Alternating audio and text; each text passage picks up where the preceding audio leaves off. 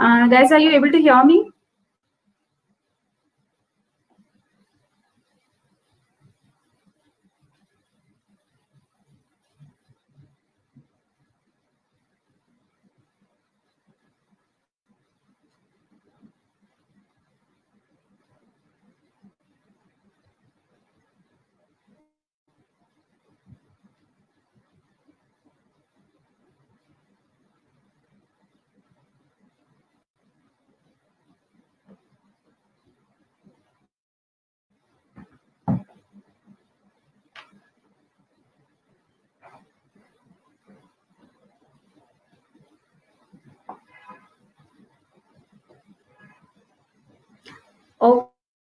Okay, I think the audio is clear now. Probably there's a little lag by the time you guys reply and by the time I'm able to see. So yeah, I can see that you guys are replying that it is okay now. So yeah, okay. So we'll get started off. So once again, good morning, everyone.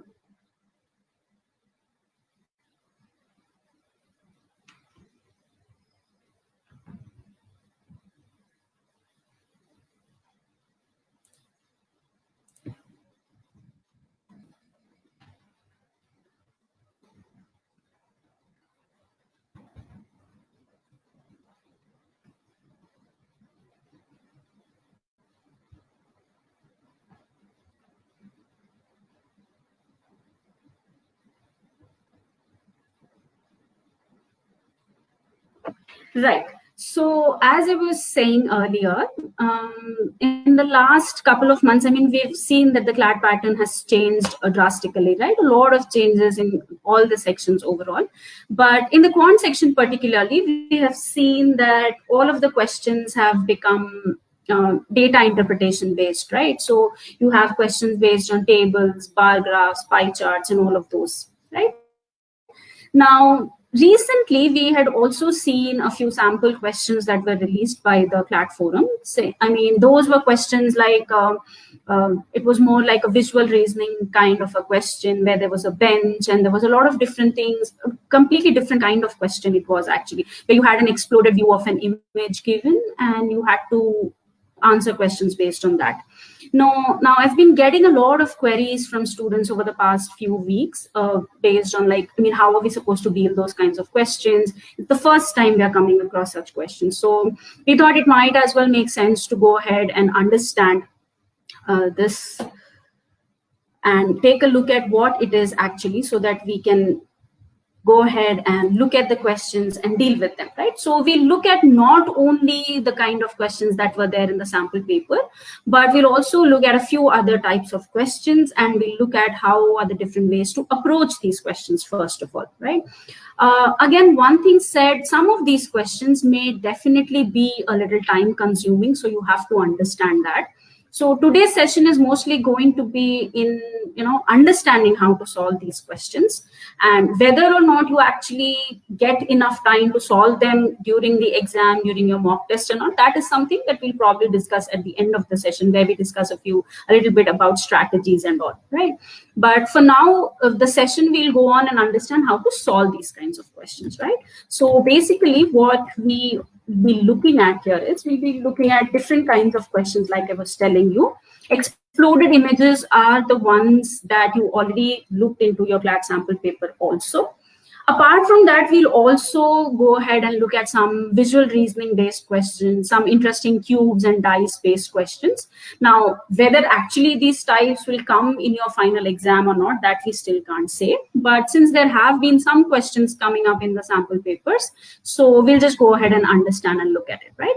So we'll get started right away with the different kinds of questions. Now, one thing is, as much as possible, try to, for today's session at least, try to limit your queries towards whatever we are doing that is relevant to the specific kinds of questions that we are doing. And towards the end, probably I'll take on your queries about the general, if there's any general queries you have about the quant section, we'll take it towards the end, right?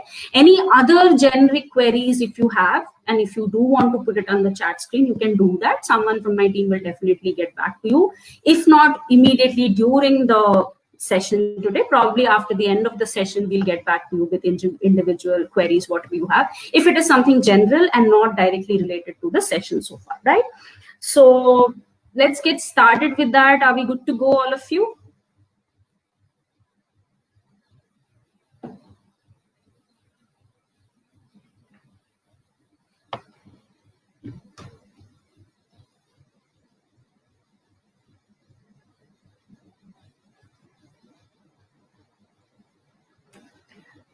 Right, so let's get on with it.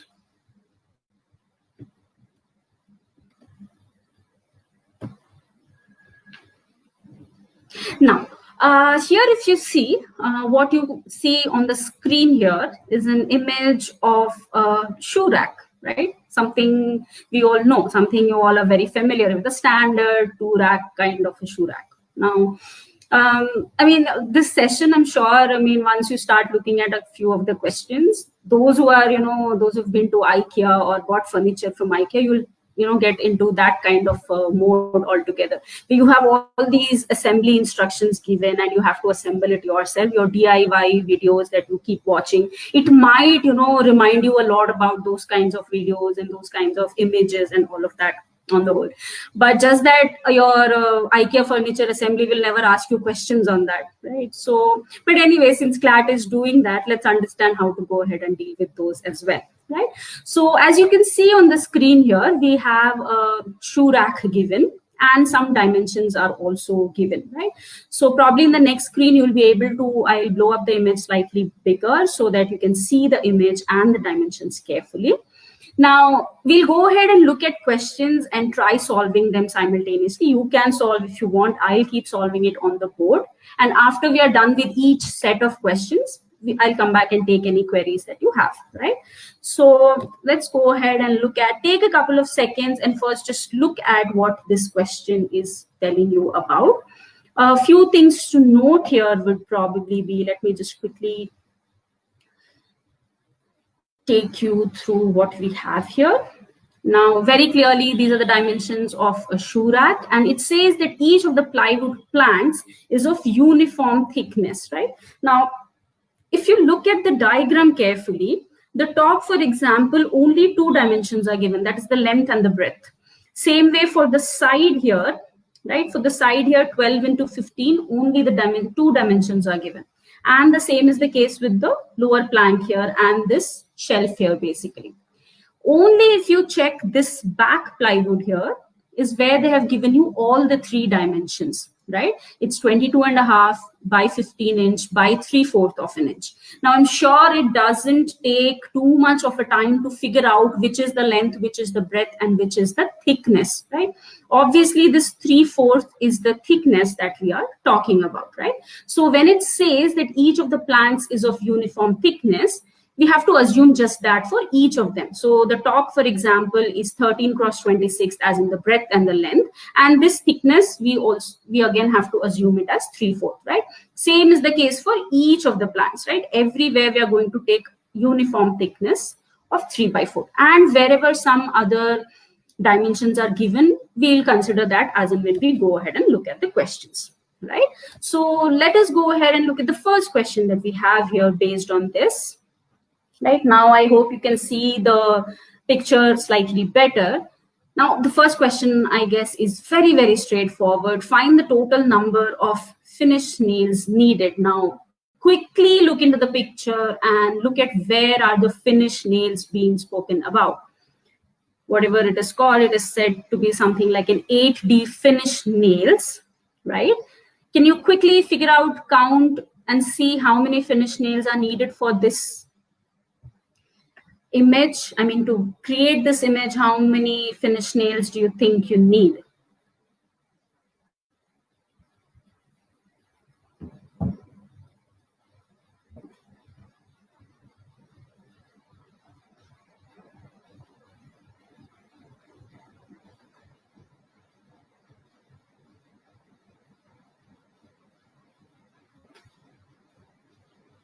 Right. Now, some of you have already started giving in the answers. 20 is right. And like I said, it is a pretty straightforward thing, just that you have to be a little careful about understanding. Now, just because they've only shown it here, one, there's 3 on this line, there's another 3 on this line. Now, if you understand carefully, the same thing will happen on this side also. That's the only thing that you have to understand and interpret from the figure, right? That is not given to you directly, but that is an obvious thing, right? So we clearly see we have 1, another 3, another 3. So total 7 pins like that, or nails like that on the sides. So 7 on this side, 7 on this side. We have 14 pins total.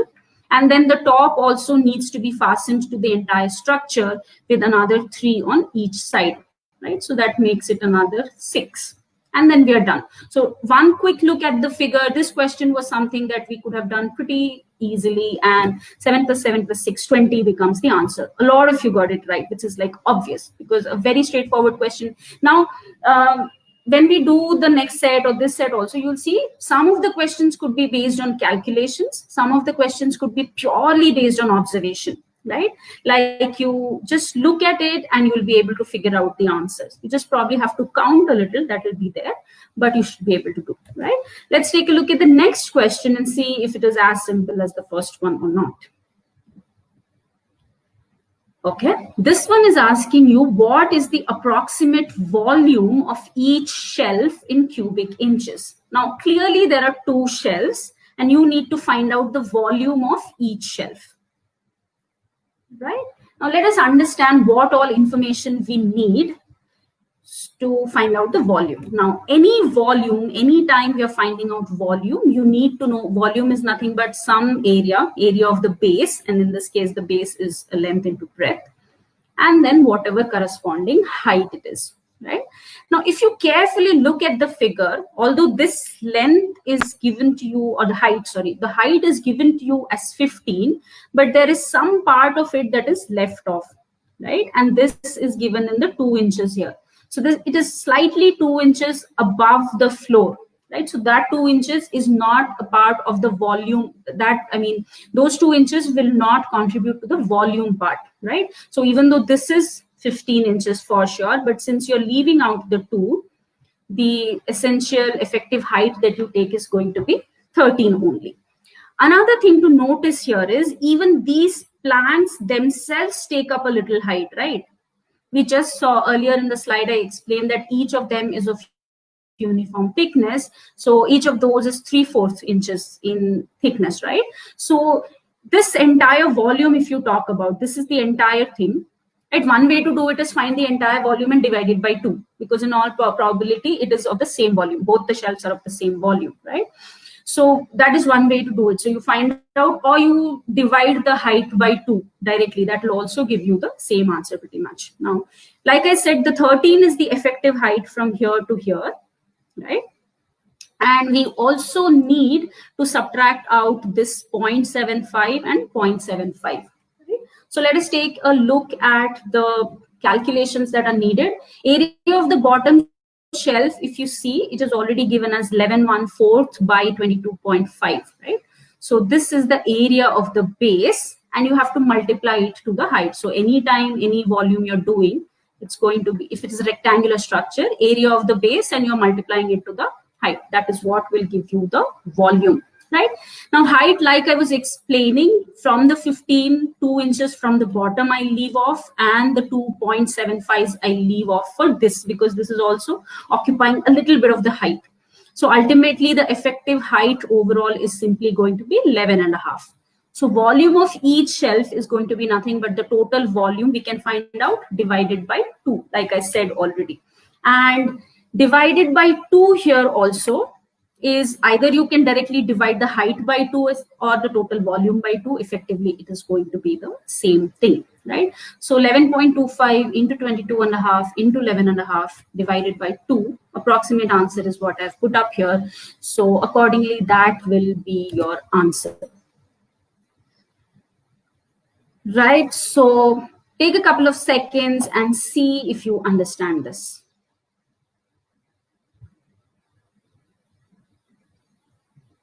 right? I see a couple of comments from you guys that some of you are having issues playing the video on your particular screen. Well, from our side, it seems all okay. So probably you can just refresh it once and it should work all good, right? So this was it. Like I said, this involved a little bit of calculation as well as observation. Probably this is one important detail that we need to take care of, right?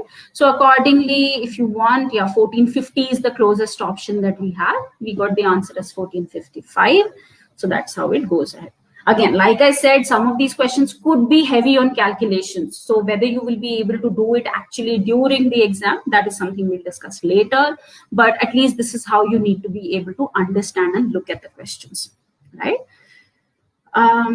Okay, I can see some of you asking, explain the area of the bottom shelf. Area of the bottom shelf is directly given, right? 11 1/4 and 22.5. So obviously the bigger one, this is your 22.5 length, and this is your 11 1/4 as the breadth. So this part, right? This part is nothing but the area, right? And the area, anytime, for example, when you talk about cuboid, imagine this as a cuboid, right? It is easy that way. Imagine this to be a cuboid, right? So cuboid, how do you find out the volume? It is nothing but length into breadth into height, right? For any three-dimensional structure for that matter, always remember your volume. I mean, for cubes and cuboids, those are known structures, right?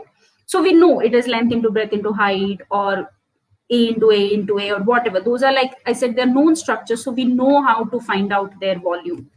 But in case of any other structure, three-dimensional, always remember the volume will simply be the area of the base, whatever is the shape of the base, multiplied by the corresponding height. So for example, when you talk of a cylinder, you know, you always take the area of the base, which is a circle, and then multiply it to the height, be it any structure. So here also you can understand the same way. This is the area of the base of any rectangular structure, and you multiply it by the height, right? Now, one of you is asking, Pragya, you're asking why do we have to subtract the thickness of the plywood? See, because the thickness is a part that small part is going to take up some volume, right? Logically, what it means is, if you see this part is going to take up some volume entirely, right? So that is the reason from the entire thing we have to subtract the thickness of that volume also before, so that we get the actual resulting volume of each of the two shelves, right? So I hope that is clear. Again, if there's any specific doubt, we'll probably come back. Sampath, you're asking from where did the 0.75 come? If you see in the first thing itself, it says each of the plywood planks is of uniform thickness, and the back ply, it is given to you as this 3/4, right?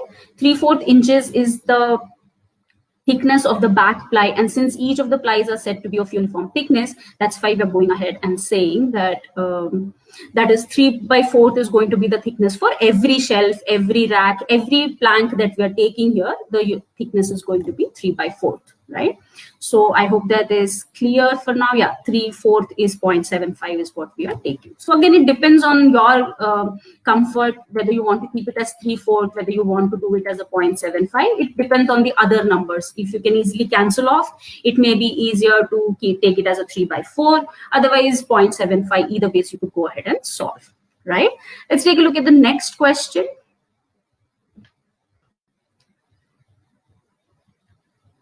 Right. Now, this is an interesting question. What does it say? You wish to turn this into a closed shoe rack. Now, clearly, this is an open shoe rack, right? So you want to make it into a closed structure. Basically, you're trying to put a door to it, right? So what is the volume of the plywood plank, right? Since everything is talked about in terms of plywood plank, so that is the term being used. So what is the volume needed to fully cover the front rack? Now, the minute the question is asking you about volume, we need to understand that it is also a three-dimensional structure that we have to put in place. Now, essentially, we are trying to, I mean, if I put this figure up, we are basically trying to cover this entire structure, right? This is what we need to do. We have to cover up this entire structure. right? And since the plank that we use for covering will also be of uniform thickness of 3/4, that is why you have to consider that thickness also. That's why, because anytime you take a piece of wood or you take a piece of plank, it has some thickness, right? So you always are dealing with the volume and not the area, right? So here we have to say, like I said, the question, let's get back to it. So it says you wish to turn it into a closed shoe rack. What is the volume of the plywood plank needed to fully cover the front of the rack? We have to cover the front of the rack completely.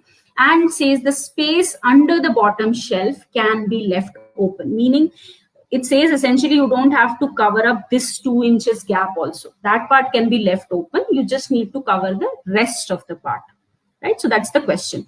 Take a couple of seconds to read and understand the question before we go ahead and look at the solution, right?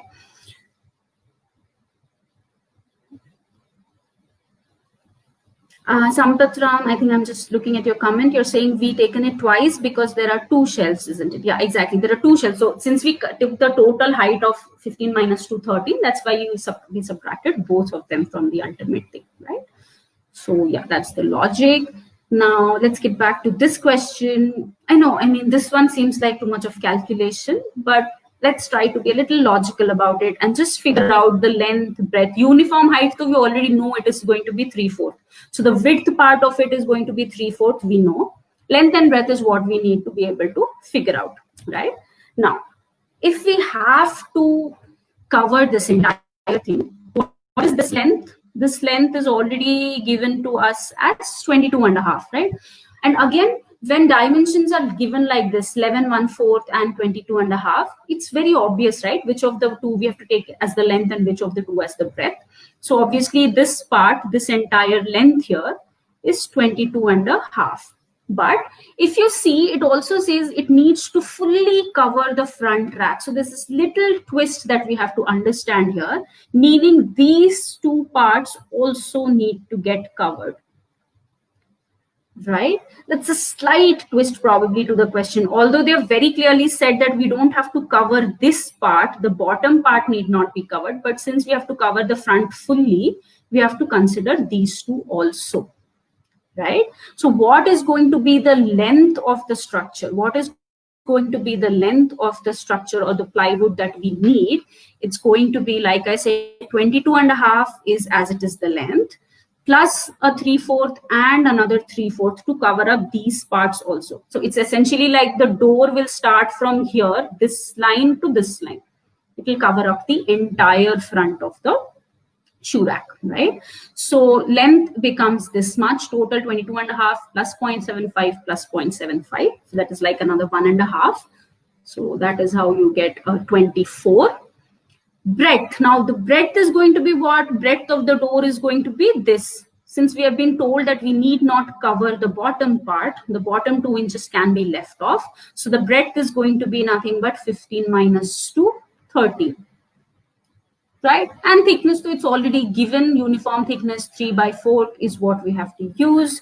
So the required volume of the plank becomes 24 into 13 into 0.75. Right? This 24 is the effective length, 22.5 plus 3/4 plus 3/4. And then you have a 13, and then you have a 0.75. Right?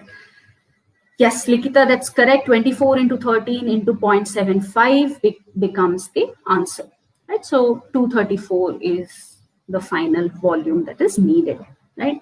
So I hope you all are following. Now you see, by the time, I mean, if you solve a few questions of this type, you'll know what to expect, what are the kinds, again, there could be any different kind of question thrown in based on this one figure itself. Any different kind of question can be asked. But if you are used to a few common types, you'll at least know what to expect. And common types are going to be your area, volume. Just be clear about the dimensions to be used, and also be clear about any extra information if they are given. Right? Like, for example, you can leave out the bottom part. You have to cover the front part completely. Those are extra things that you need to take care of. Right? So I hope this one is clear. 234, again, cubic units. So cubic inches it will be. Right? So let's move on and take a look at the next question that we have in this.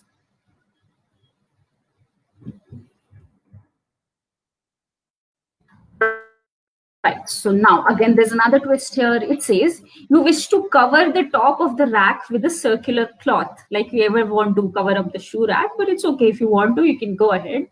So it says what will be the minimum possible area for such a cloth such that it is just enough to cover the top surface completely, meaning the top rectangular sheet needs to be covered, but not with a rectangular tablecloth or cloth. You have to cover it with a circular cloth, right? So essentially it's like saying you have a circle and you're trying to place a rectangle inside it. You have to be a little visual about these things. You have to be able to imagine a couple of things so that it gets easier. I'll try to show it as much as possible, but let's see.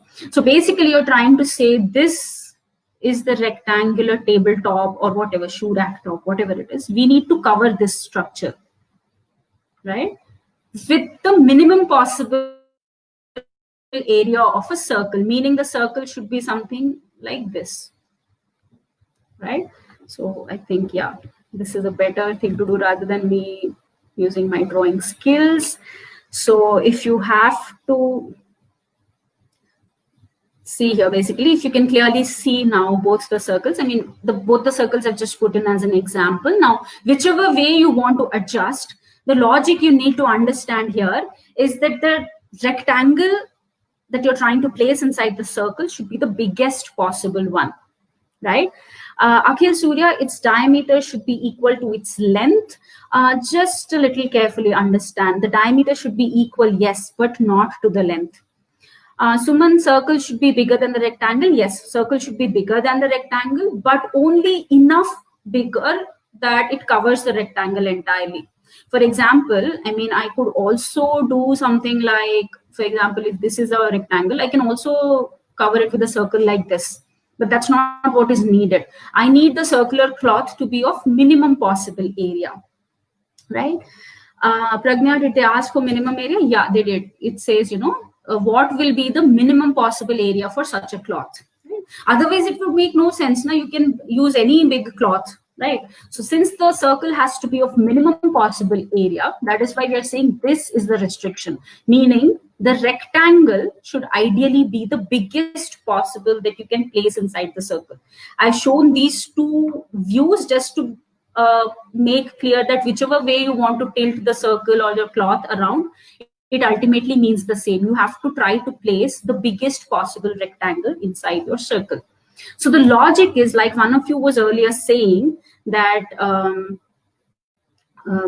the diameter is going to be equal to the length. Not so much. For this condition to hold true, the diameter should actually be equal to the diagonal of the rectangle, right? Anytime understand whether you're trying to place a square or a rectangle inside a circle, and if you want the square or the rectangle to be of the maximum possible area, then remember that the diagonal should be equal to the diameter of the circle, right?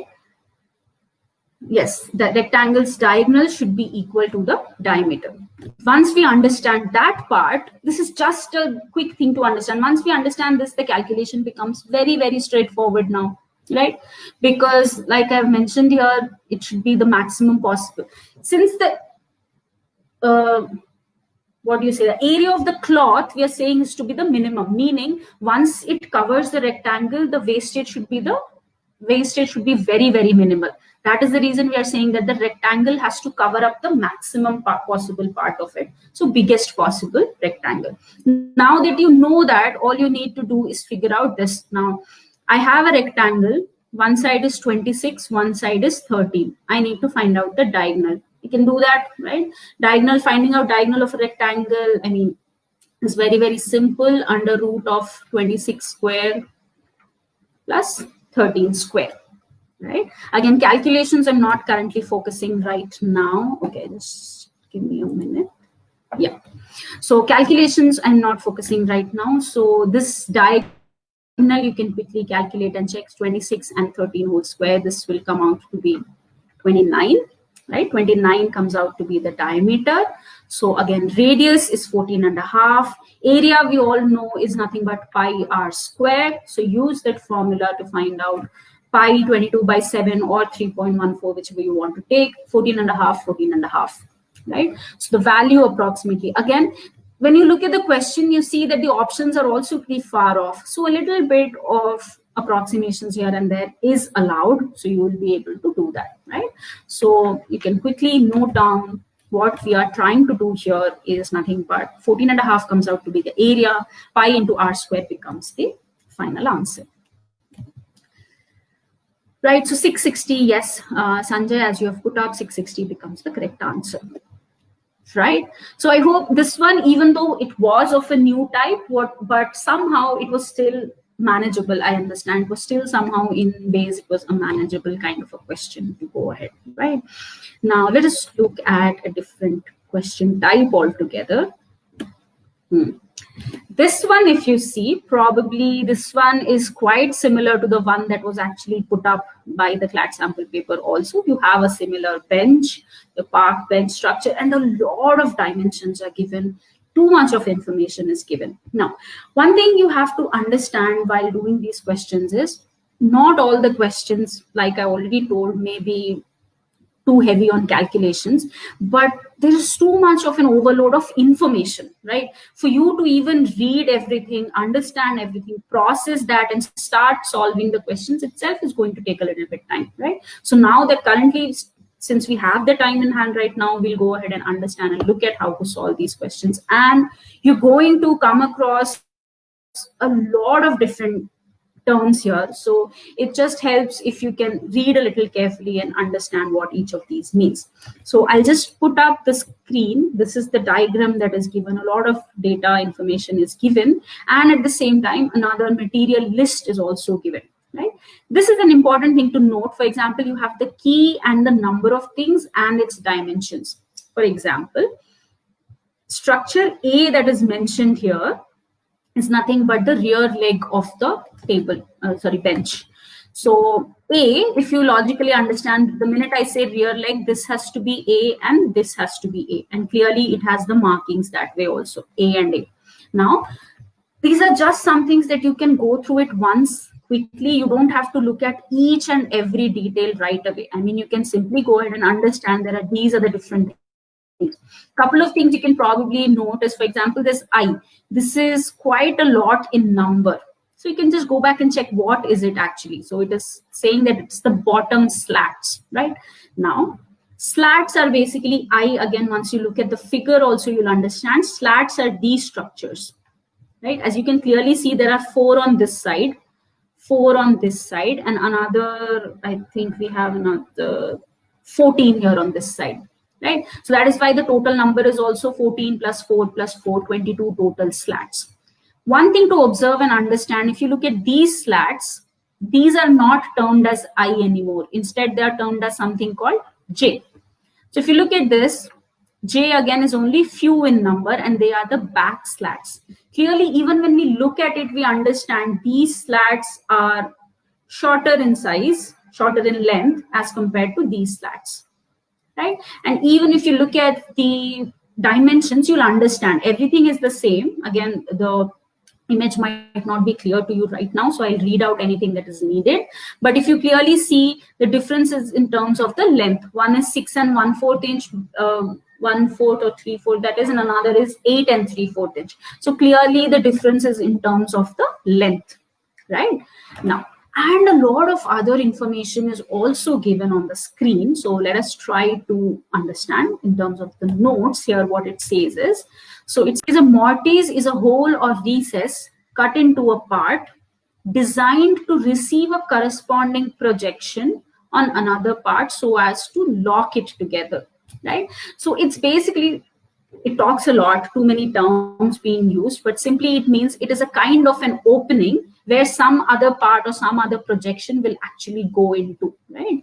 For example, if you look at this figure, if you see this, this is where I think you can look at it clearly. This part, if you see something is coming out, here also you see a little part is coming out. Now this little part or the projection that is coming out needs to go into some part of this leg, right? And if you see this, there's a small hole created for this. So these holes or the empty spaces that are there, these are known as the mortices, right? So I'll probably show you this view, right? Now, if you see here, these holes are basically the mortices, and what goes in these projections are nothing but your tenons, right? Are we clear with these two terms? A mortise is basically the hole or the gap, basically. Simple words, if mortise is a word that confuses you, you can say it is a gap, right? And tenon is basically the projecting part of it. So these are the tenons. So obviously we understand that this leg also should have a hole here, which will take in this projection like that. Now, if you look at this slat, for example, it has a few holes, right? It has few holes. It will have definitely 4 holes, and each of these will again come in and fix up into here. So that is what is meant by the mortise and the tenon part of it, right?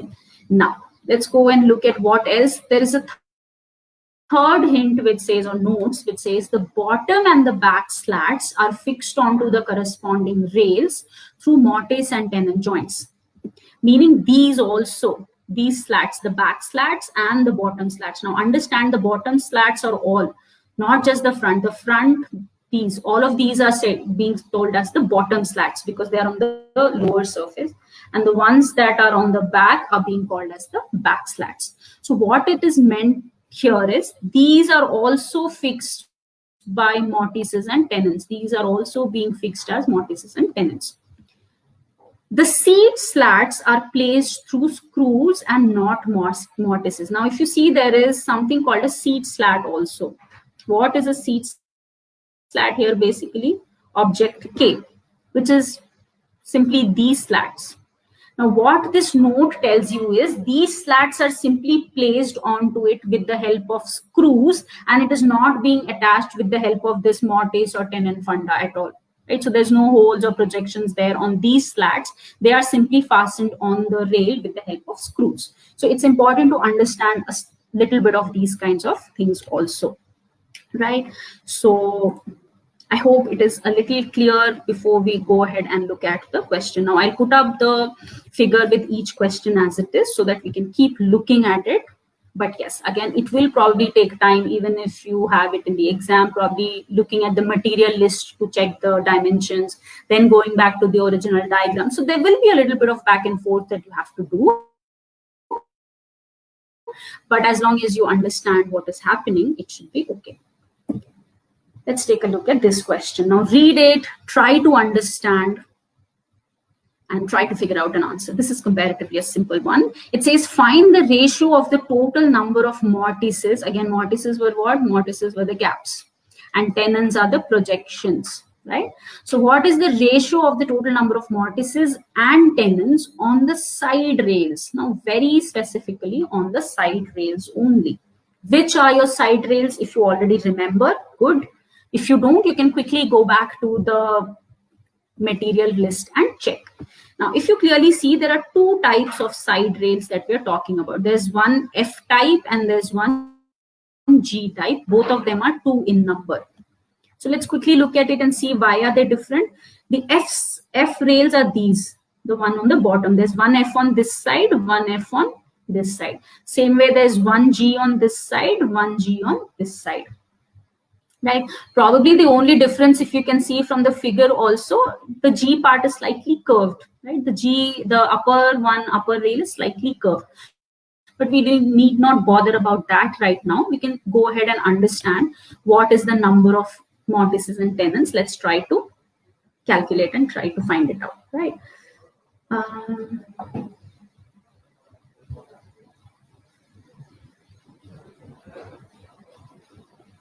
Okay, I see a couple of you asking me to put up the image bigger, so I'll try doing that. At least in the these slides, I've tried to put it up bigger, so slightly it would be clearer.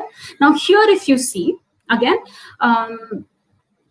what did they ask you? To find out the total number of mortises and tenons. Now mortises, like I said, are nothing but the gaps. Now, tell me, how many gaps do you think should be there on this F-type rail? There are 2 F-type rails. Each F-type rail has to take up 4 slats. So obviously it needs to have 4. right? Probably what I have put it up here, right? There's an F-type rail. Each of those F-type rail needs 4 mortises, and there are 2 F-type rails. So I'm saying 4 into 2, 8 mortises total on the F-type rails, right? I hope that is clear. Next, we have 2 into 2 tenons. Each of this F rail, if you see, there's a small tenon here, there's a small tenon here. And the same thing is going to happen here also, even though it is not shown, it is understood. There's a tenon and the tenon here through which it is getting inserted into the legs.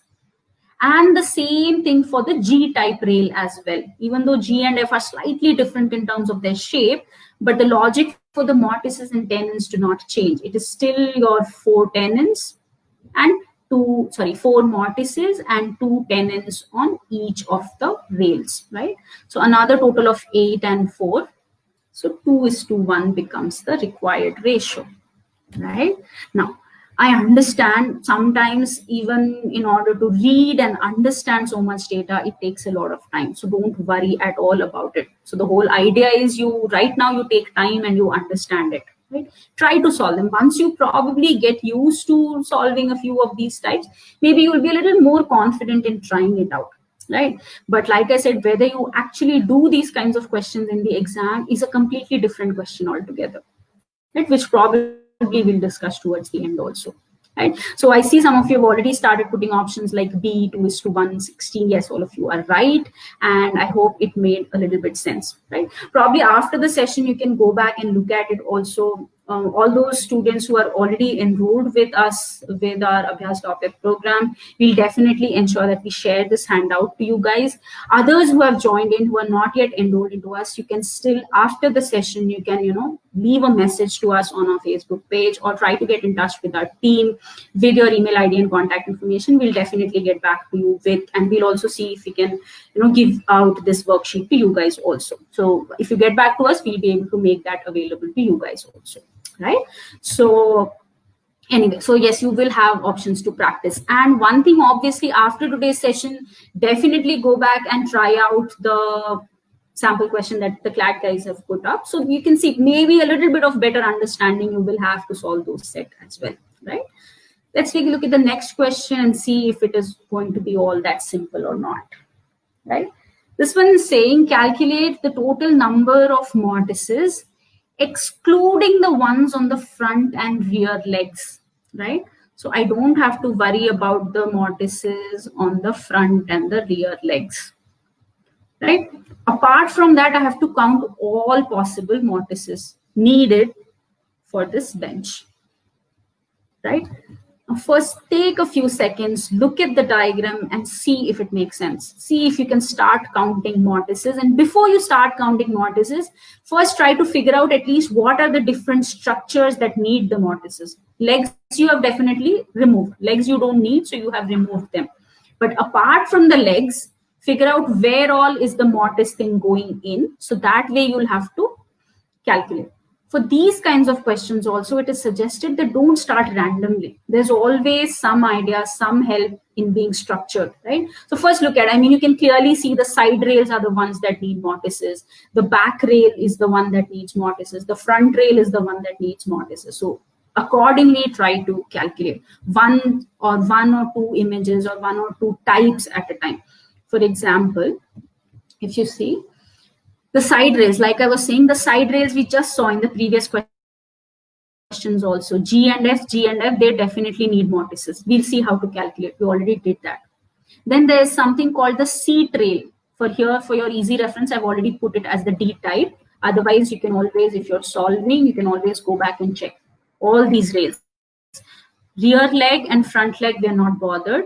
Apart from that, we have to check the back rail, we have to check the seat rail, front rail, side rail, and side rails. There are 5 different types of rails, right, that we have to check for the mortises, right?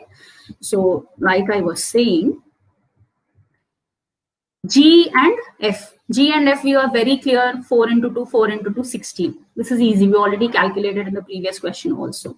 Now, there are 2 D-type rails. Now, where are the D-type rails? D was basically your... then we probably have to go back. D, if you see, was your seat rail. right? Let us see what is the seat rail.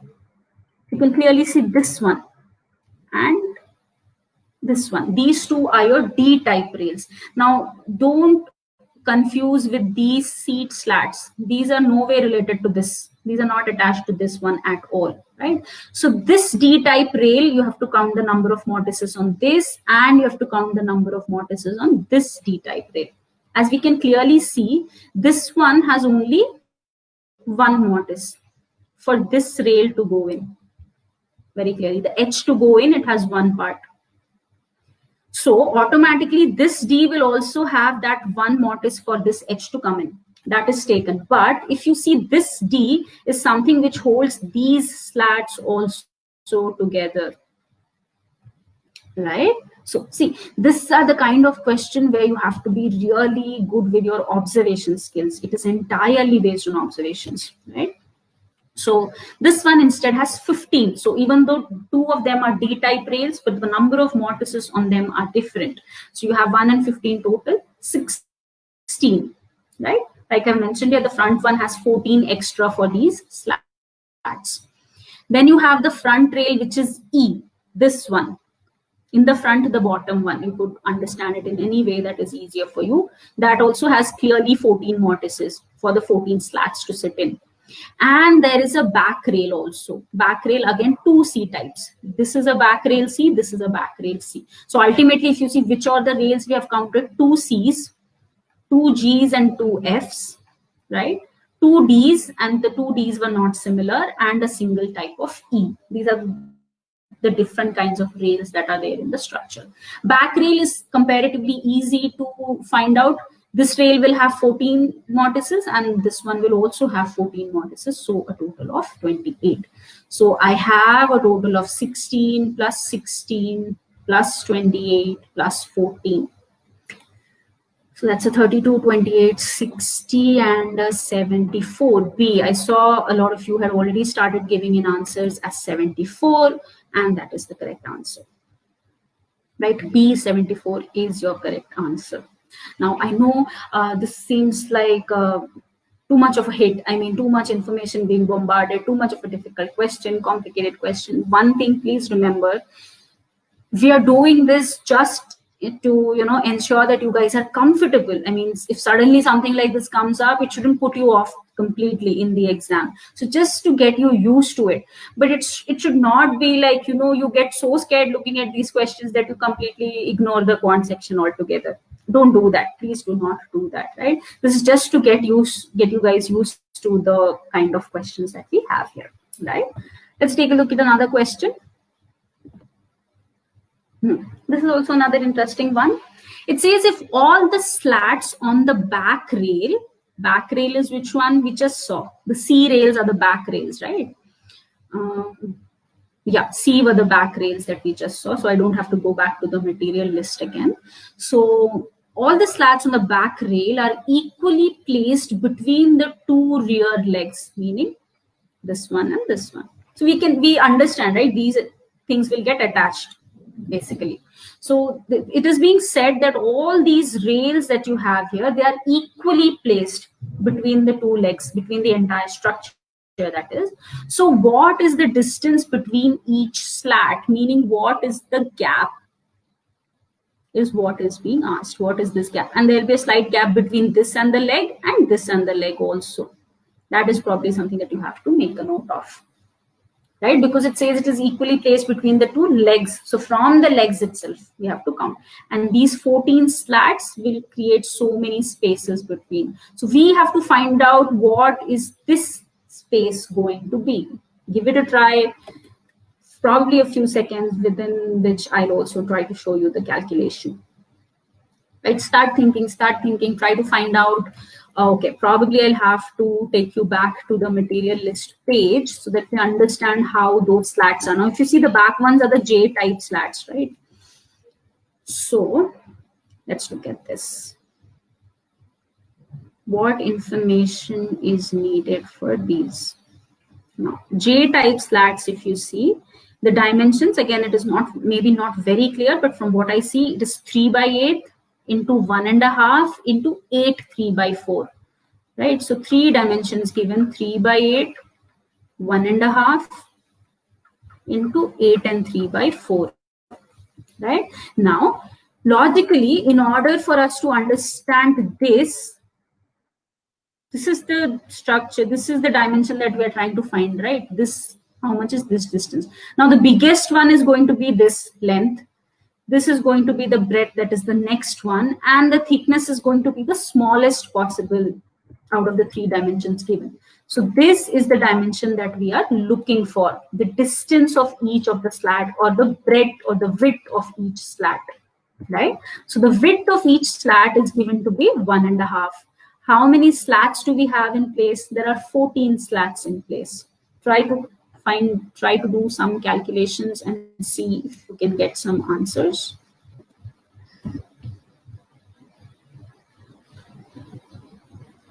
Right, so like I have put it up here, you can also keep solving simultaneously. Width of each slat, like we just saw, is 1.5.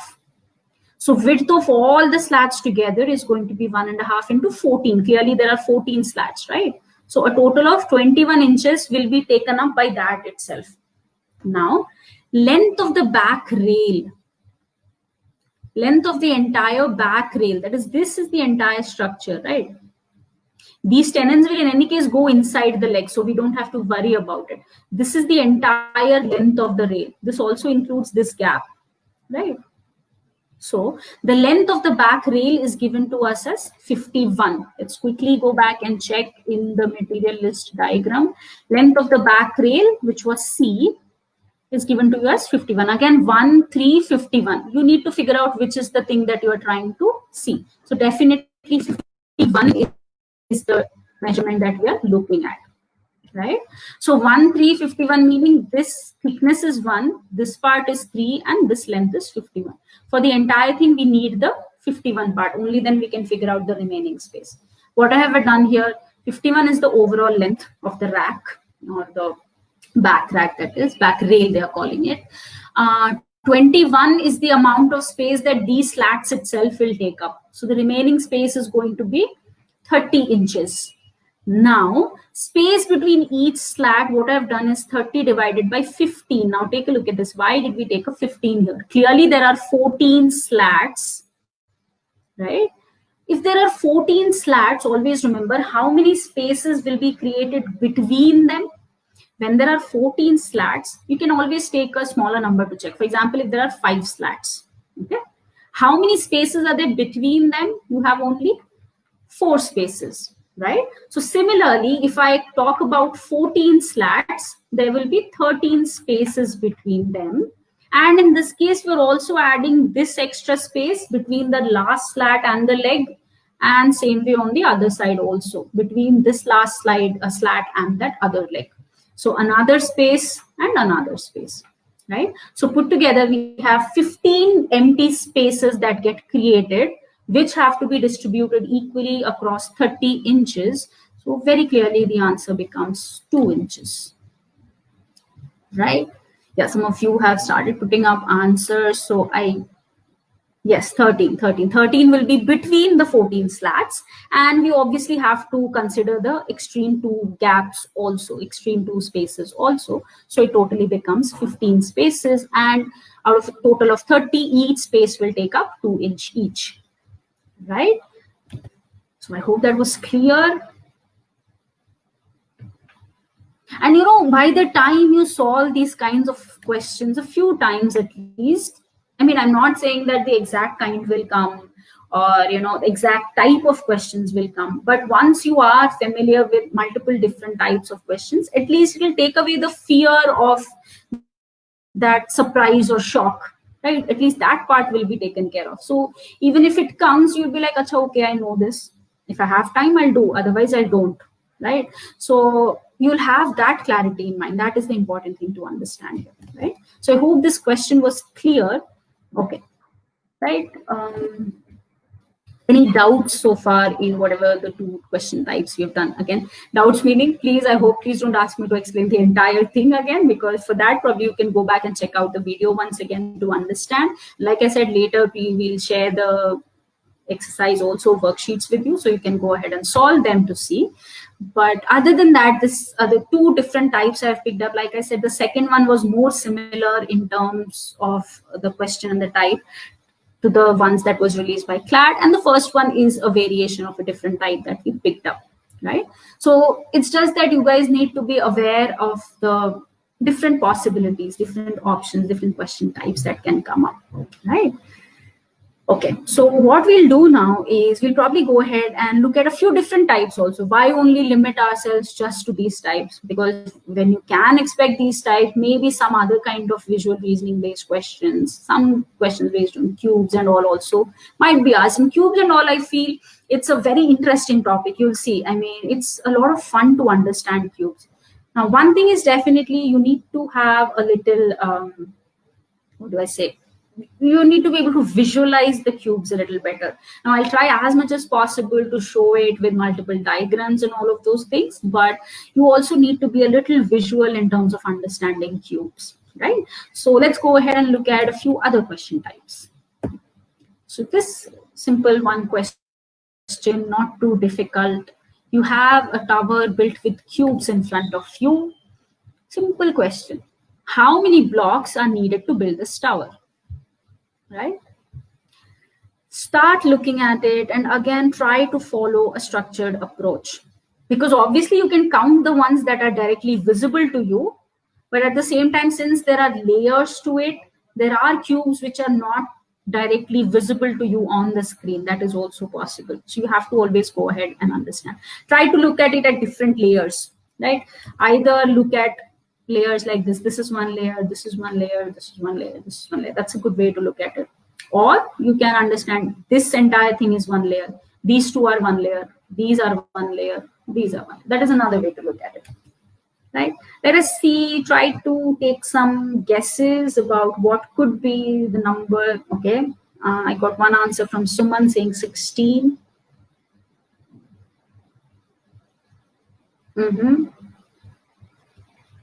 Okay. 16. Okay. All of you say 16. Okay.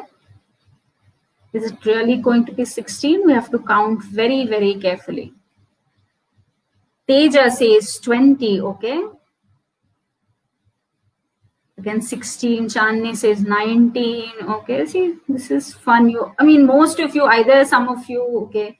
Sheetal says 20 again. Those who say 20, okay. Those who say 19, 16, check again. Are you missing it out? 20, 21, are you guys counting something extra? Sahitya says 21, 19, 20. Okay, so we are somewhat near. Maybe we are missing out a few, or we are calculating a few extra. Right? Let's understand. I'll first try to explain using this layer approach. How many blocks are at this level? Very clearly, only one. How many blocks are at this level? I can see two, but there is one just beneath this one also, no? So there are actually three in this layer. We all agree to that? There are actually three in the second layer, if I count layers like vertically, right? First one has one block. The second one has actually three, because one is beneath this one. Now, what about the third? The third, clearly I see three, but it will also have two beneath this and one beneath this. So there'll be three more cubes behind these cubes, just beneath these two and beneath this one. So one step below these and two steps below this. Understand that very carefully. So this layer will actually have 6 cubes, right? So the first one has 1, the second one has 3, the next one has 6.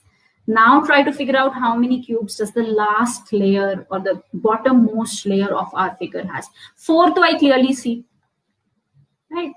Again, it will have 3 beneath these 3, immediately beneath. Same way, two steps below this. And there'll be another 1, 3 steps below this. So a total of 10. So the first layer has 1, the second layer has 3, the third layer has 6, and the fourth layer has 10. Sindhu, you mentioned 7. So how will the last layer have 7? Do you mean the last layer 7 or the third layer 7? Just check that once again. The third layer clearly will have 6 and the fourth layer will have 10 totally. So 1, 3, 6 and 10.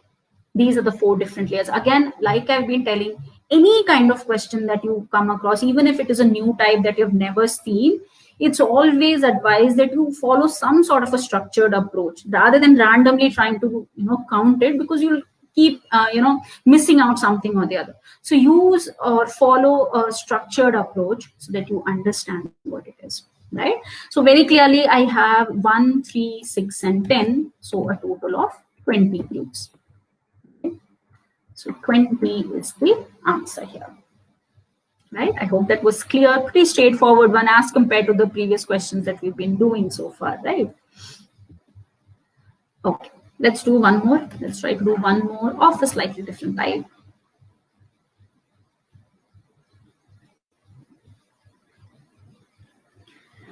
So there are 2 different questions. We'll deal with one question at a time. 3 dice are stacked up on top of one another. So the first question is asking you, what is the maximum possible sum of the numbers showing on the side and top faces? Now understand one thing, the diagram given is only a reference. Okay, so it's not like the cubes have to be stacked exactly in this manner. They can be stacked in any manner. The minute they ask you, maximum and minimum possible things, you understand you are free to rotate the cubes across any face, right? So it is asking you, what is the maximum possible sum of the numbers showing on the sides and top faces?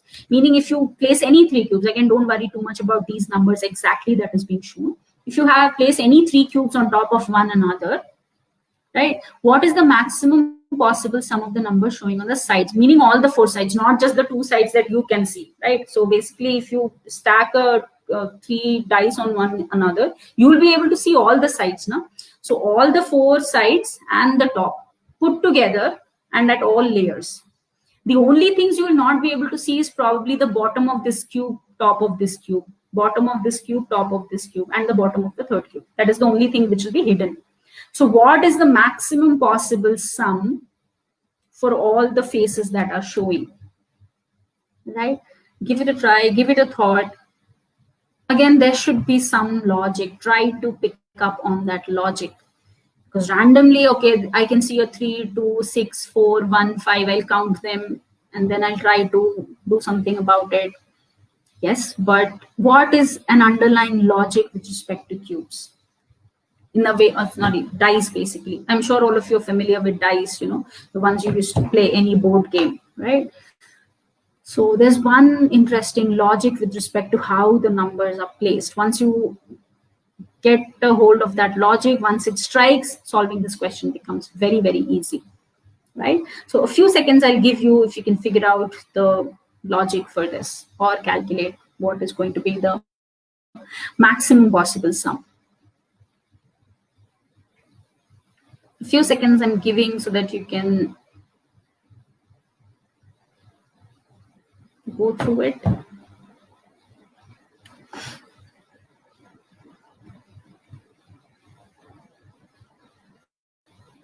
Okay, so I've started getting some answers. 51, 43, 57, okay. Keep asking yourself, what is the logic you're using? What is the logic you're using? Because that is important.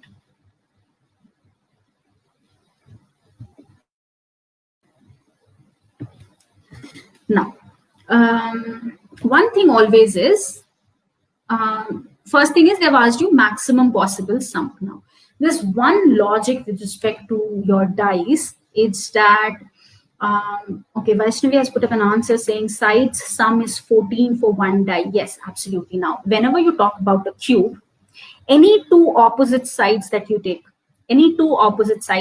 whether it is the 2 sides, the top and bottom, or the other 2 sides, any 2 sides that you take, the sum will always be 7.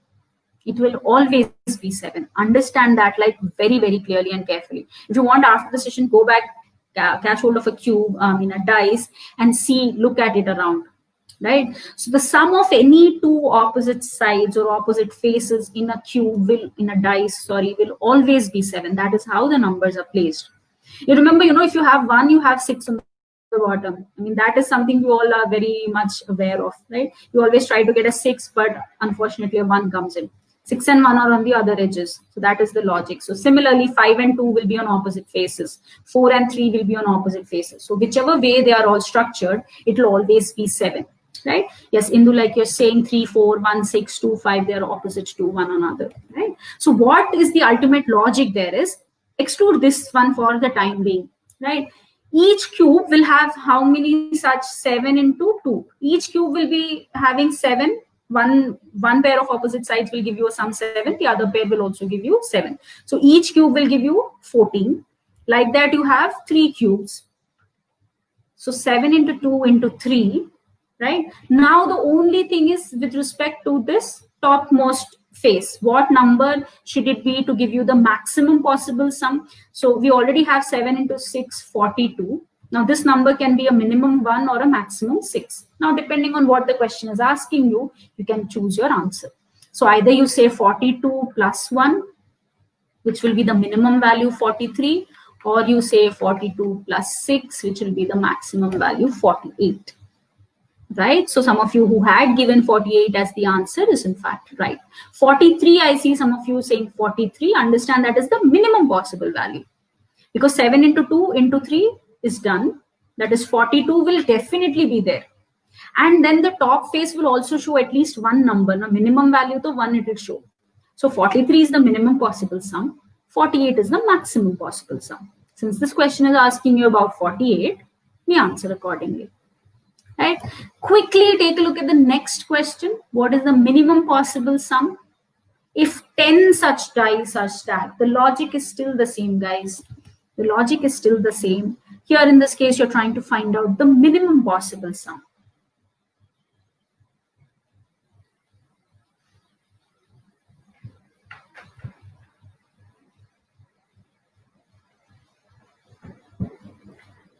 Okay, 10 dice stacked on top of one another.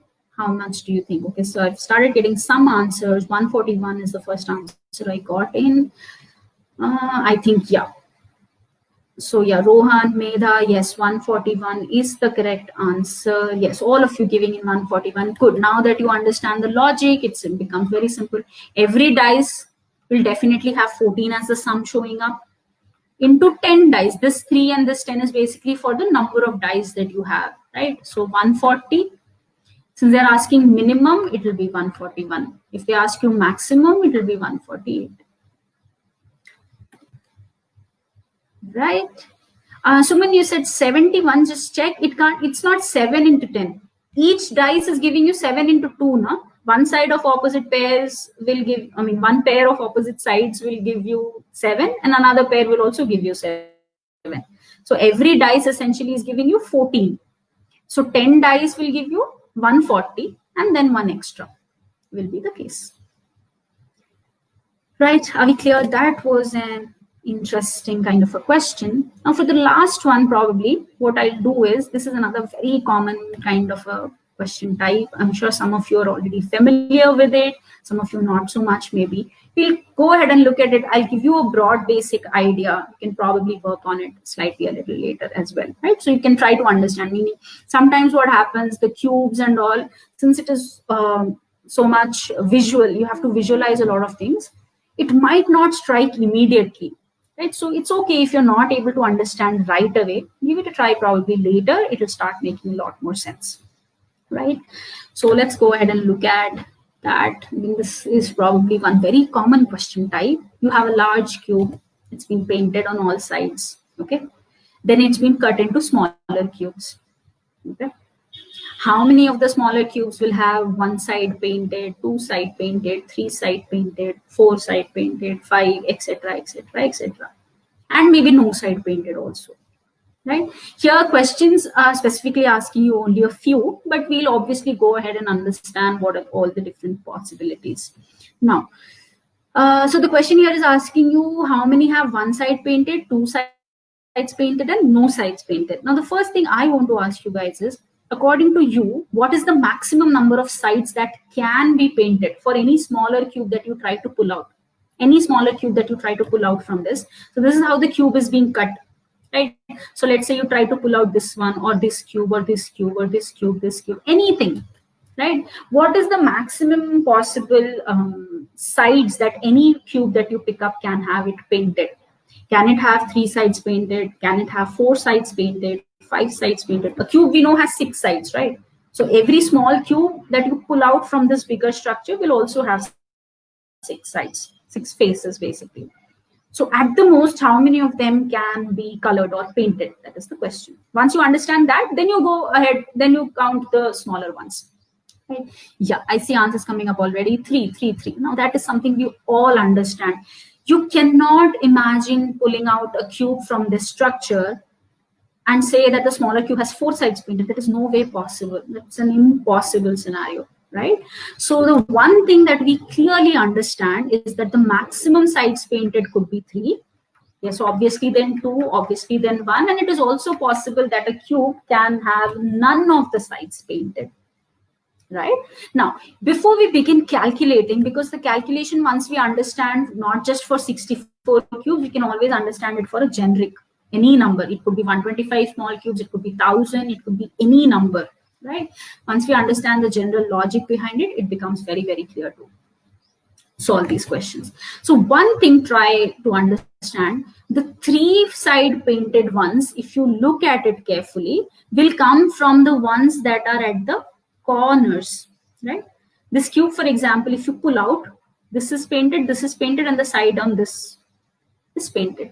Same way, this cube will have 3 sides painted. Every cube that you can pull out from the corners will have its 3 sides painted. Now I can only show 7 to you on the figure here because one is somewhere here at the back, obviously, that you cannot see.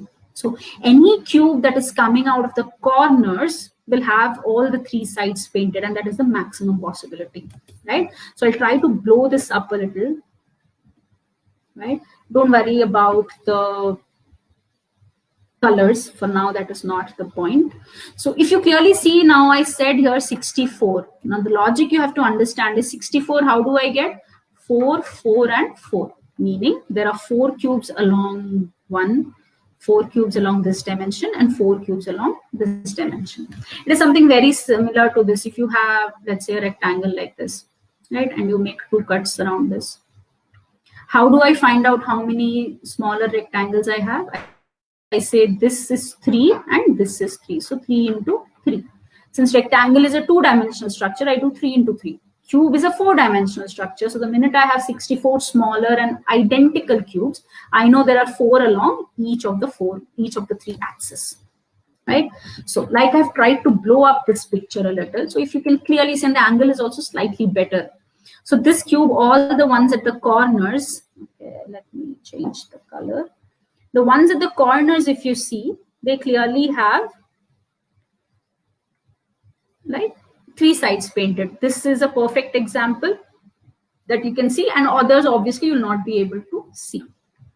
Now, any cube that you talk of, after it has been cut to any number of smaller cubes, it doesn't matter how many smaller cubes it's been cut into, a cube getting cut into any number of smaller cubes, but the ultimate structure will still have only 8 corners. That fact will not change. You can only have 8 corners, 4 at the top and 4 at the bottom. Right? Any cube structure, or cuboid also for that matter, the number of corners will not change. It will always and always be 8. Right?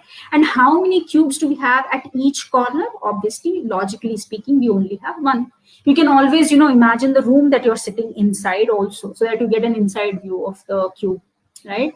So that way also, if you look at any corners are the ones where the ceiling and both the walls will come and intersect. So basically something like this point, right? Same way this point, floor and the 2 walls, floor and the 2 walls, floor and the 2 walls, same way ceiling and the 2 walls. So there has to be only 8 corners, and each corner there'll only be 1 such cube, right? So always remember the number of 3 sides painted cube will always be 8. Irrespective of what is happening, irrespective of how many smaller cubes will have. This answer is like a definite. So anytime you start a question like this, a cube has been cut into 1,000 smaller cubes, how many will have 3 sides painted? 8. Standard. That is not going to change, because the number of corners are fixed and the number of cubes in each corner are also fixed. Now, the next thing, if you see from where do you get the ones which are 2 sides painted, which have 2 sides painted, those are the ones I get from here. This is the one which is 2 sides, this. Similarly, this one will have 2 sides painted, this one will have this. Yeah, which I have to mark each of them, right? So clearly these are the ones which have 2 sides painted. Now, from where am I picking out these 2 sides painted ones? 3 sides one, I said it is coming out from the corners. 2 sides one will come out from something called the edges, right? One of you is saying 16 edges. Think, do we have 16 edges in a cube? We do not have 16 edges. No, not 24 edges also. Understand, I'm not counting the number of cubes right now. I'm only asking the number of edges that every cube will have, right? No, not 24, not 16. There are 12 edges. 12 edges is what a cube has. Now, if I have to explain edge slightly carefully, or edges are basically this. Hang on a minute. Edges are basically these lines, right? So I'm not drawing the inner parts of the cube. So there will be one thing like this, there will be one like this, right? So these are the edges. You have 4 edges. You can understand it like this. The top has 4 edges. The bottom will also have 4 edges, right? The top has 4 edges, bottom has 4 edges, and there are these 4, the 4 heights. So any cubical structure, in this structure also you can see 1, 2, 3, and 4, right? So basically this is an edge, this, and this. So 1, 2, 3, 4 on the top. Similarly, 1, 2, 3, 4 on the bottom, and 1, 2, 3, 4 on the sides. So there will always and always be 12 edges, not more than that. Exactly 12 edges. But the answer for this will keep changing. It is not similar to your 8 corner, 8 cube case, because in case of 8 and corners and cube, every corner exactly has only 1 cube, no matter how many smaller cubes there are otherwise. But with respect to edges, it will always keep changing. Now, in this particular example, in each edge, there are 4, right? There are 4 cubes along each edge, but 2 of them are at the corners. So how many cubes do I have along each edge which have 2 sides painted? 2. So I simply need to do a 12 into 2, 24. Right? Understand this? In this case, this 8 is fixed, 1 is also fixed. In this case, the 12 is fixed, the 2 is not fixed. If you have cut the cube into smaller or more number of cubes, then this 2 will change. There might be 3, 4, 5, 10, 15, anything, right? But the 12 is constant, remember that. So along each edge, in this case, I have 2 cubes. So overall, I'll have 24 cubes which have both sides painted. Same way now, try to think of where will the one side painted cubes come from? Where do you think the one side painted cubes will come from? One side painted are these. So basically, this is gone. This is 2 side. This is gone. I'm only showing the front face so that it is clearer. And this is also a 3 side painted. If you carefully view, these are the ones which will have one side painted, meaning the face. It will come from the faces, right? Some of you have already started putting up 6 into 4, 6 into 4, 24. Again, which part is fixed? 6 is fixed. So 6 faces fixed. And in this particular question, with these numbers, I clearly see there are 4. There are 4 on each face. So 24, right? Now, if I ask you how many cubes will have no sides painted, 0 sides painted, one way is obvious. Total I know is 64. Add these numbers that we just got. We got an 8, 24, 24, right? And then figure out how many are left in the middle. And those will be the ones which have no sides painted at all. Okay, understand this 2 and this 4 right now, so we are calculating it by looking at this figure, but we'll definitely come at a generalized form where we don't have to look at it and count. Right? We'll simply go ahead and try to figure out a generalized form. Now, once we have figured out 3, 2, and 1, like I said, you can easily subtract from 64 these numbers. You can subtract this 8, 24, and 24 to find out how many of the cubes have no sides painted, which is yes, 8. But if you have to visualize the no sides painted ones, this is something that I just put up. So 3, 2, and 1 we already noted. No side painted, if you want, you can understand it always like this. Right? It's like you remove the entire top and the bottom layer, you remove the entire side layers, and the innermost block that is left out, that will be the one which has no sides painted. Again, ignore the colors, they keep changing. So it's as good as saying you remove this entirely, remove this. All of these things are removed. This is also removed. This entire layer is removed. This entire layer is removed, right? So ultimately what you have left is something like this, and which clearly, like some of you have already said, is nothing but 8. 2 into 2 into 2 is what we have left, is the structure that is there in the middle once we have removed all the layers.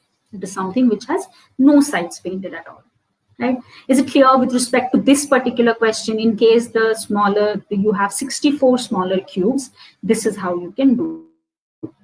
But obviously, if the question tells you 1,000 smaller cubes, first things first, you're definitely not going to draw, right? So that makes no sense. You will not draw. So you need some sort of a shortcut to be able to understand. So the logic behind it is same. 3-side painted ones will come from the 8 corners. 2-side painted ones will come from the 12 edges. 1-side painted ones will come from the 6 faces. But how do we calculate the changing number? Is something like this. This is a generalized part. You can maybe take a note of this. If there are n cube smaller cubes, I have like earlier we had 64, so that is like 4 cube, right? N cube meaning what? There are n cubes along this line, there are n along this, and there are n along this, right? In this structure, for example, if you see what is it, there are 6. So basically this is a 6 cube.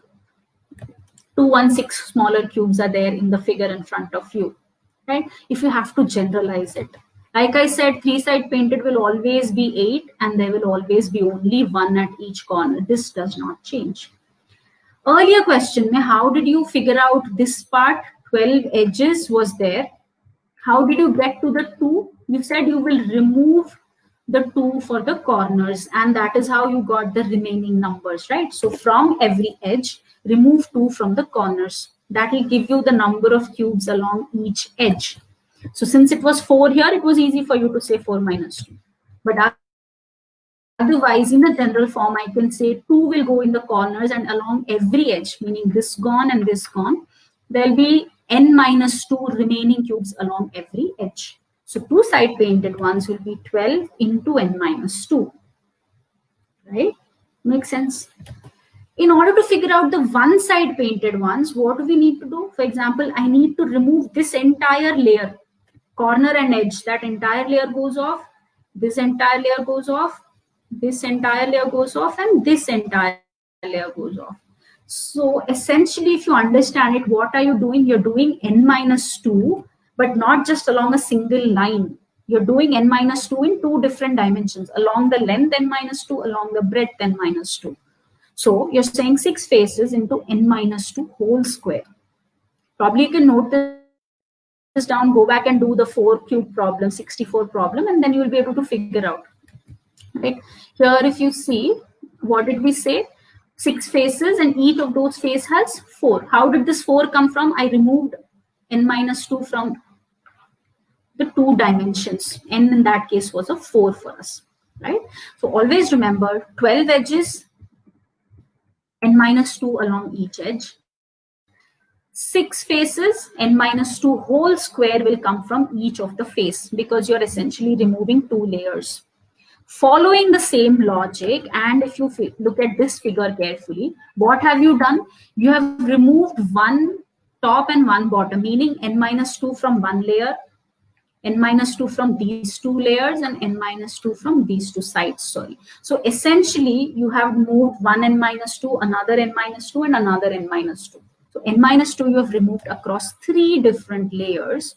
So the 0 side painted ones are nothing but n minus 2 whole cube, right? So understand the trend.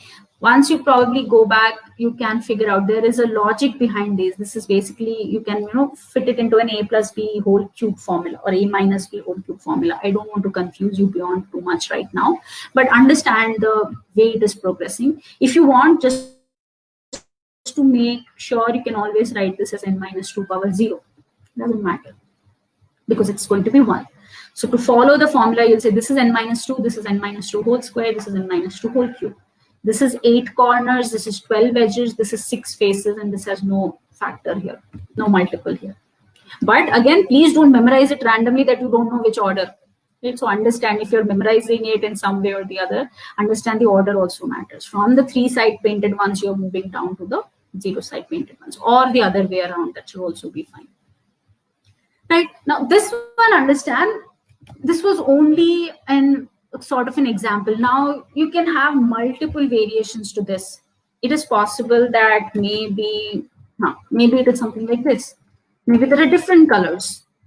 So your calculation doesn't change. For example, if I say how many cubes will have 2 sides painted, your calculation can go on as it is. And then further you can say, if the question specifically asks you how many cubes have 1 red and 1 blue and 1 yellow, accordingly you can figure out your answer. But the total number of 2 side painted cubes will not change. That will follow the logic that is up here on the screen.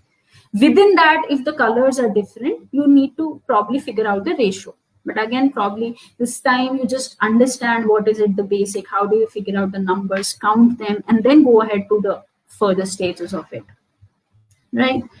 So I hope this was clear. This is again a very interesting topic as such. You can go back and try out a lot more of this also, right? So if you have any questions, probably session wise, more or less, questions, I've discussed quite a few different types of questions. The ones that were released, similar to the ones that were released by the CLAT forum, and some different types also we have seen. Going forward, again, we still have around the exam scheduled on August 22nd. So we still have time in case there are any more sample papers coming up or any different other types of questions coming up. We'll ensure that we try and cover those types also. But one thing, remember, like I told in the beginning also, knowing how to do a question is different. That is important. But whether you actually want to do that in the exam is a completely different question. For example, the bench question that you saw, maybe the calculations were not difficult. Agreed, because ultimately you're just counting the number of rails, mortises, this, that. That's what you're counting. Maybe there is not too much calculation needed, but there was a lot of time that you had to spend to even process and understand the information, right? So given that scenario, you need to decide whether you can give in so much of a time to do one particular set. And if it only has 4 or 5 questions, is it really worth your time to spend 10 minutes on doing those questions? Maybe not. Maybe those 10 minutes you can use to do the other sets given in the quant section. But what also happens is, if you have done a few questions of these types, if you're aware of the different types, like I said earlier, it wouldn't come as too much of a shock, right? Like, hey, what is this? This is something that I've never seen. And you will not be in a shock throughout the exam because of that one set. You will be very clear, okay, I can do this, but I'll decide whether I want to actually do the question or not in the exam. That I'll decide based on the time. You have to be very clear.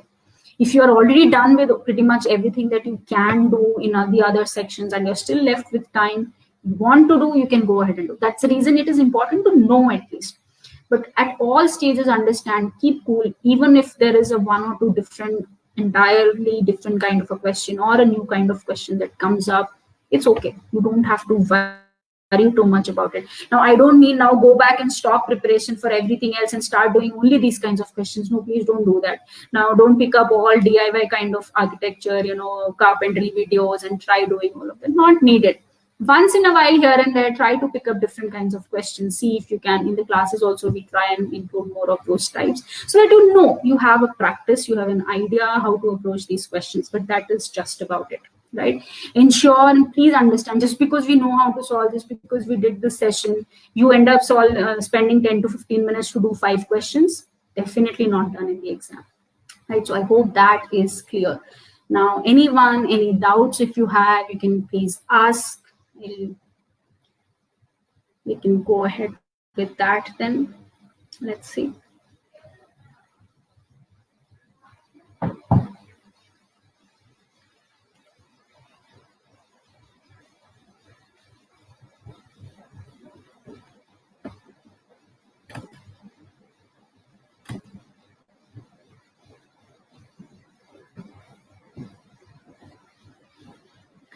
Okay, I'm here for a few more minutes. So if you have any doubts, if you have any queries, you can put up. Otherwise, we'll keep a meeting in the classes also. If needed, we'll do some more sessions as needed. Like I said, if there's any more types coming up, or if you feel we need more practice with these kinds of questions, we can definitely plan out. And with respect to the worksheet, like I said, all enrolled students, we'll ensure that we will mail out a similar worksheet to you guys over the next couple of days.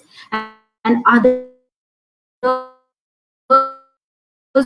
or get in touch with our team, we will send in a mail for your exercise as well. Right. So again, yeah, Shiva, share the. Okay, Google Play. Yes, like I said, we will be sharing out the handouts of this exercise also, so you can go back and practice.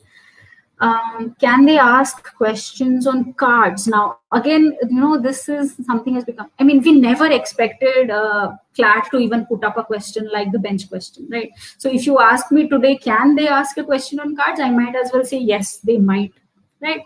But again, what kind of cards also? It could be some way, cards questions you still are familiar. When you do probability based questions, cards are still easier to understand, but they could still be any other kind of question, any logic based questions based on cards, some way related to probability, some small story given about deck of cards, and then some probability based questions coming out of it is very much possible.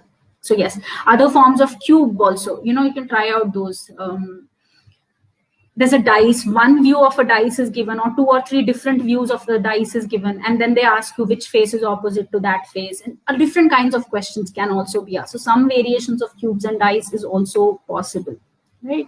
So Sampath, I hope that answers your question. Cards, like I said, is probably still a better one. If they go ahead and ask a question like the bench question, card is like a very okay kind of a question in some ways, at least I would say, because probability concepts and those are still those are things that we already know, right? The bench type questions will be only one set. I really hope so, Sri Sai, because if they end up giving those kinds of questions more than one set, it's really difficult. But yeah, I don't see any possibility of those sets coming up more than one, right?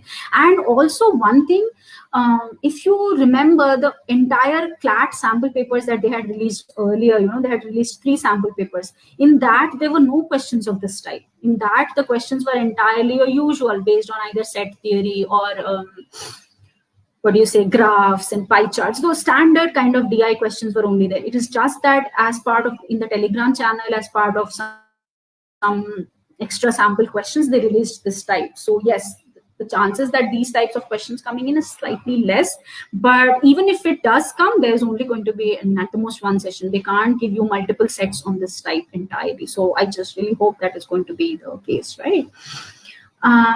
Sheetal, can you explain set 2 question 1? Okay, I'll try to do that. I'll see whatever extent I can do that. But again, probably once after the session is closed, you can probably go back and look at the video once again to understand if you need better clarity.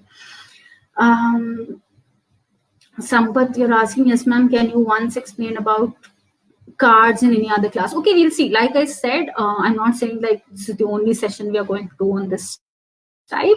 We'll figure out if there are more types that can be covered. We'll definitely do another session for that. And if there are any, if CLAT puts up any other kinds of questions as samples, it will help. So we can cover those bases also. But even other than that, if there are other types that we feel can get covered, so yes, cards and all, we can probably do another session sometime, maybe another few weeks down the line, sometime closer to the exam. Cards, again, trust me, from what I understand, it would still be slightly easier in terms of at least some logic, some knowledge we already have based on those. But yeah, surely we can plan to have something based on that, cards and maybe some other types as well. So Sheetal, you wanted set 2 question 1, right? Let me quickly see. Again, I just try to give a quick recap. I think this was the question, right? This is the question you were asking. So find the total number ratio. They are asking you the ratio of the total number of mortises and tenons on the side rails, particularly on the side rails. Right?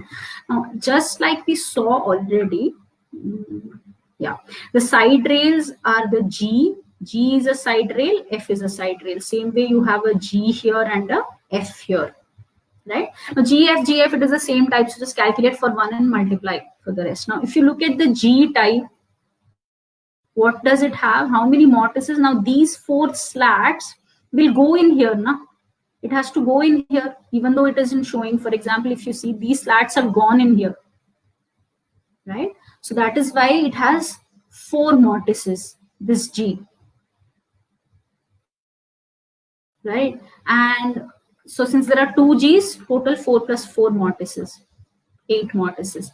And what about tenons? Each of this, if you see, each G has 2 tenons, that is 2 projections coming out. Now this will go into this will come into some space here. So each G has 2 tenons also.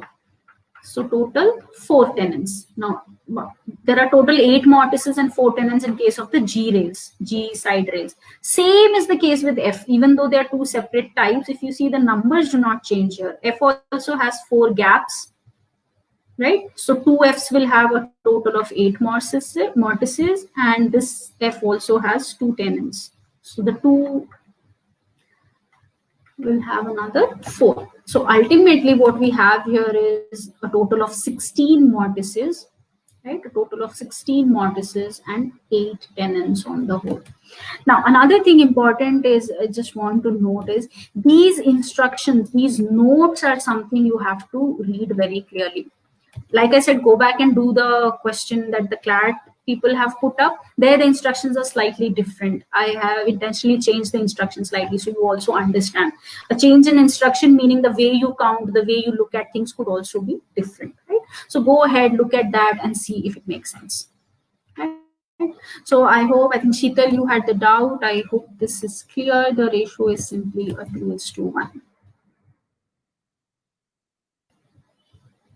Right, guys. So yeah, again, there will be a lot of doubts, I understand. So once we send out, we can go back and practice a few more of these questions. Type do the CLAT question basically now and see if, I'm sure it will be a lot more easy for you to at least approach the question. If not, understand and do it completely. Solutions have been put up there also. So first give it a try to understand as much as possible, and then go look at the solutions. Right, but at every point, remember, you're doing this only for your understanding. Even if it is a lengthy question, you are free to leave it in the exam. In fact, you should do that. That should be the first choice. Unless you have enough time left, you shouldn't start off doing these kinds of questions. Because in any competitive exam, remember, nobody is going to give you extra marks for doing this. Are you are somebody who likes watching DIY videos? I want to experiment all that in the exam. No, probably not a good thing at all. After the exam, sit and spend as much time as you want in solving the question. But whether you do it in the exam or not should be a very, very strategic decision. And I'm sure a lot of discussions keep happening on those lines. Even in my classes, I keep discussing. Even in the earlier sessions you had with Naresh Sir, Padma, I'm sure they gave you, inputs about which kind of questions to pick and which ones to not. So probably in the quant section, if you understand, these are the kinds of questions that you might want to leave it for the end. Right? So even if you have done it earlier, you know how to do it, probably better to leave it towards the end. Right? So I guess that's all from my side. Any doubts, anyone? Quick couple of doubts. If there's any, I can take. Otherwise, we can wrap up the session for the day.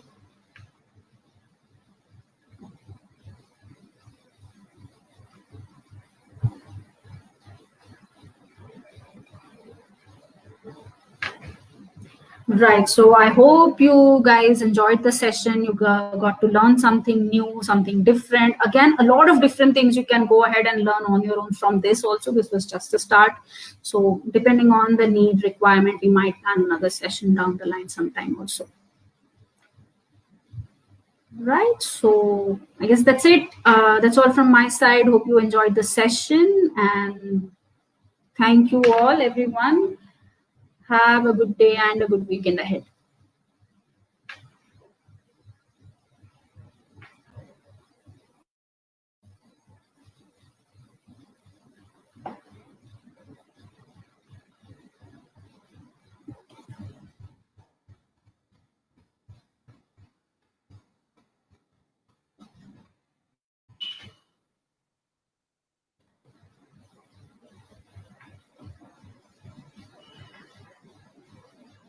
Yes, thanks, Sampath. Good that you found it helpful. Again, keep working on it. Try more questions if you can, but again, not like doing only these kinds of questions. Definitely not that. But yeah, once in a while for a change, get used to these kinds as well. Right? All right then, guys. Thank you, everyone, and bye bye.